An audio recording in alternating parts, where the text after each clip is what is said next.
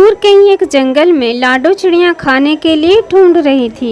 बहुत देर तक घूमने के बाद भी उसे कहीं पर भी खाना नहीं मिल रहा था। इसीलिए वो परेशान होकर थक हार कर एक पेड़ की डाली पर बैठ गई। खाने की तलाश में तो पूरा दिन निकल गया, फिर भी मुझे कहीं पर खाना नहीं मिला। आज दिन भर मैंने एक अनाज का दाना भी नहीं खाया और ऊपर से मैं पेट से भी हूँ। अब मैं क्या करूँ? मैं एक काम करती हूँ, मैं दूसरे जंगल में जाकर खाना तलाश करती हूँ। मुझे वहाँ पर जरूर खाना मिलेगा। अगर मेरे पति कुछ काम करते तो आज इस अवस्था में मुझे खाने की तलाश में इधर उधर भटकना नहीं पड़ता। ऐसा सोचकर लाडो चिड़िया दूसरे जंगल की तरफ निकल पड़ती है। दिन भर खाने की तलाश करके वह बहुत थक चुकी थी, इसीलिए उसे उड़ने में बहुत परेशानी हो रही थी। आखिर थोड़ी देर उड़ने के बाद वह पास वाली जंगल में आ ही गई। हाँ, ये जंगल तो हमारे जंगल से भी ज्यादा हरा भरा दिख रहा है। मुझे पक्का यही कहीं पर अनाज मिल ही जाएगा। लाडो सब तरफ अनाज की खोज करने लगी। तभी जमीन पर कुछ अनाज के कटे पौधे उसे दिखाई दिए। वो उसके पास चली गई। मुझे लगता है कि ये अनाज के पौधे किसी ने यहीं पर छोड़े हैं, या कोई इसे ले जाना भूल गया होगा। कहीं अनजाने से मुझसे कोई गलती न हो जाए। मैं एक काम करती हूँ, मैं थोड़ी देर उनकी राह देखती हूँ। लाडो जमीन पर गिरे हुए उस अनाज के मालिक का इंतजार करने लगी। बहुत देर हो चुकी थी, परंतु कोई भी पशु पक्षी उसे लेने के लिए नहीं आया। मुझे लगता है किसी ने बचा हुआ अनाज यहाँ पर छोड़ा है। मैं इसमें से थोड़ा अनाज घर लेकर जाऊंगी। लाडो अनाज के पास आ गई। तभी उसे कहीं से आवाज आने लगी। अरे चिड़िया, मुझे बचाओ, मैं यहाँ पर फंस गई हूँ। अरे, मुझे ऐसा क्यों लग रहा है कि मुझे कोई पुकार रहा है? लाडो ने आवाज की तरफ ध्यान दिया, लेकिन उसे फिर से कोई आवाज नहीं आई। लाडो ने सब जगह खोज की, लेकिन उसे कोई नहीं दिखाई दिया। मुझे लगता है ये मेरा वहम है। भूख की वजह से मुझे भ्रम हो रहा है। मैं कुछ अनाज के दाने खा ही लेती हूँ। मैं इनमें से थोड़ा अनाज घर भी लेकर जाऊंगी। लाडो ने कुछ अनाज के दाने खा लिए। मुझे प्यास लगी है, मैं थोड़ा पानी पी कर आती हूँ, बाद में इसे लेकर जाऊंगी। पानी पीने के लिए लाडो एक नदी के पास आ गई। उसने पानी पीकर अपनी प्यास बुझाई। चलो, अब बहुत देर हो गई, मैं अपने घर चलती हूँ। मेरे पति मेरा घर पर इंतजार कर रहे होंगे। इधर भूरा कौवा और गोरी कौवी अनाज इकट्ठा कर रहे थे। भूरे जी, हम बहुत देर से अनाज इकट्ठा कर रहे हैं, परंतु अभी तक इतना अनाज जमा नहीं हो पाया जितना होना चाहिए था। अरे भगवान, ये अनाज उतना ही है जितना उसे होना चाहिए था। नहीं, दाल में कुछ काला है।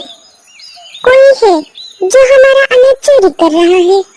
हम एक काम करते हैं, हम यही कहीं पर छुप जाते हैं और हम उस चोर का इंतजार करते हैं। भूरा कौवा और गोरी झाड़ियों के पीछे छुप जाते हैं। लाडो पानी पी के अनाज की तरफ लौट रही थी। तभी फिर से उसे किसी ने आवाज लगाई। अरे चिड़िया, मैं यहीं पर हूँ, झाड़ियों के पीछे, मुझे बचाओ। लाडो झाड़ियों के पीछे जाकर देखने लगी। तभी उसे मकड़ी की जाल में एक परी फंसी हुई दिखाई दी। अरे, तुम कौन हो और यहाँ पर कैसे फंस गई? मैं सोन परी हूँ, इस जंगल में घूम रही थी। जब मैं फूलों के ऊपर डगमगाते हुए तितलियों को देख रही थी, तब मैं अनजाने में इस मकड़ी के जाल में फंस गई। अरे, ये तो बहुत बुरा हो गया। मकड़ी कभी भी आकर मुझे मार सकती है। इससे पहले मुझे तुम्हें बचाना होगा। तुम तो परी हो, फिर तुम अपनी जादू से यहाँ से निकल सकती थी। तुमने ऐसा क्यों नहीं किया? हाँ चिड़िया रानी, मैं हर एक ख्वाहिश पूरी कर सकती हूँ, परंतु मैं सिर्फ दूसरों की मदद कर सकती हूँ, खुद की नहीं। अब मैं क्या करूँ? हाँ, मेरे दिमाग में एक आइडिया आ रहा है। अगर मैं एक विश बताऊं, तो क्या तुम उसे पूरा कर पाओगी? हाँ, क्यों नहीं? तो ठीक है, मेरी ये विश है कि ये मकड़ी का जाला यहाँ से गायब हो जाए। परी को लाडो की चतुराई बहुत अच्छी लगी। उसने लाडो की विश को पूरा कर दिया। श्री ब्रह्म सर्वलिंग, भूत भविष्य वर्तमान बदलिंग। चिड़िया ने जो विश मांगी है उसे कर दे पूरा। ये जो जाला मकड़ी का हो जाएगा ये सारा। जैसे परी ने जादू की छड़ी घुमाई वैसे ही मकड़ी का जाला गायब हो गया और उसमें फंसे हुए बाकी के जीव जंतु भी मुक्त हो गए। चिड़िया रानी, तुमने खुद के बारे में ना सोचते हुए मेरा भला चाहा। मैं तुमसे बहुत खुश हूँ। मांगो तुम जो चाहती हो। मेरी कोई ख्वाहिश नहीं है, बस मेरा आने वाला बच्चा सोने जैसा खड़ा हो और वो मेरी अच्छे से देखभाल करे। तुम्हारी मनोकामना पूरी हो, वैसा ही होगा जैसे तुम चाहोगी। ऐसा कहकर सोनपरी वहाँ से चली जाती है। अरे बूढ़े जी, आपने ये नजारा देख लिया? हाँ, देख रहा हूँ। लाडो अनाज की तरफ आ गई। उसने अनाज के कुछ पौधे उठा लिए और घर की तरफ निकल पड़ी। तो ये है चोर। रुको, मैं इसे अभी बताता हूँ। ये अनाज तुम्हारा नहीं, हमारा है। अरे भूरे जी, तुम तो बहुत मूर्ख निकले। यहाँ पर हमारी किस्मत खुलने वाली है और तुम हो कि अनाज के बारे में ही सोच रहे हो। छोड़ो उसे, जैसा मैं कहती हूँ वैसा करो। ठीक है। भूरी ने वैसा ही किया जैसे कि गोरी ने उसे बताया था। भूरी ने एक पेड़ की लकड़ी सोनपरी के ऊपर डाल दी।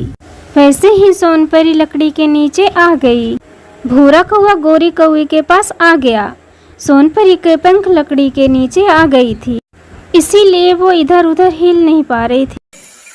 चलो भूरे जी, अब हमारा काम शुरू हो जाता है। अरे बेचारी सोनपरी कैसे लकड़ी के नीचे आ गई है। अरे गोरी, अब हमें इसे बचाना होगा। तुम रुको जरा, इतनी जल्दबाजी मत करो। मैं सब संभाल लूंगी, तब तक तुम चुप रहो बस। पता नहीं कहाँ से ये लकड़ी मेरे ऊपर गिर गई। मेरे पंख इस लकड़ी के नीचे आ गए हैं, इसलिए मैं हिल डुल नहीं सकती। मुझे बचाओ।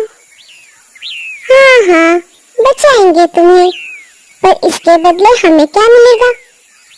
तुम जो चाहो वो तुम्हें मिल जाएगा। भूरी के मन में लालच भर गया था।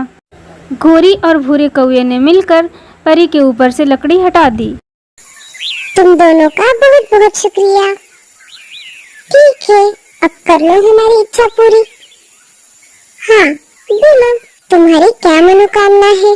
तुम जो मांगना चाहती हो वो मांग लो, पर जरा ध्यान से मांगना। बूढ़े जी, अब हम क्या मांगे? हम बहुत सारा अनाज मांग लेते हैं। तुम्हें हर बार सिर्फ खाने की क्यों पड़ी रहती है, जैसे कि 100 जन्मों से भूखे हो। मांगना है तो लाडो चिड़िया के जैसे मांग लो बेवकूफ। हाँ सोनपरी, तुम हमें सोने का अंडा दे दो जो हमारी जन्म भर सेवा करता रहे। जैसा आप चाहो, आपकी इच्छा पूरी होगी। श्री ब्रह्म सर्वलिंग, भूत भविष्य वर्तमान बदलिंग। जो न हुआ ऐसे हो जाए फंडा, गोरी को हो जाए सोने का अंडा। ऐसा कहकर सोनपरी वहाँ से गायब हो गई। तो 3 महीने गुजर गए। लाडो को बहुत ही होनहार बच्चा पैदा हो गया जो लाडो की बहुत अच्छे से सेवा करता। इधर गोरी और भूरे कौवे के तो होश उड़ गए थे, क्योंकि गोरी ने सोने के अंडे दिए थे, जैसे कि भूरे कौवे ने सोनपरी से मांगा था। दूर जंगल से पक्षी आते और सोने के अंडे को देखकर चले जाते। अरे भूरे जी, आपने ये क्या मांग लिया? ये तो अच्छा हुआ कि सारे पंछी आते समय कुछ न कुछ लेकर आते हैं और इससे हमारा गुजारा चल जाता है। ये ऐसे हमारी सेवा करता रहे। उन दोनों को परी देखने लगी और मन ही मन हंसने लगी। तो दोस्तों, हमें इस कहानी से क्या सीख मिली, कमेंट्स में ज़रूर बताना। अगर स्टोरी अच्छी लगी तो लाइक ज़रूर कर देना और सब्सक्राइब भी करना।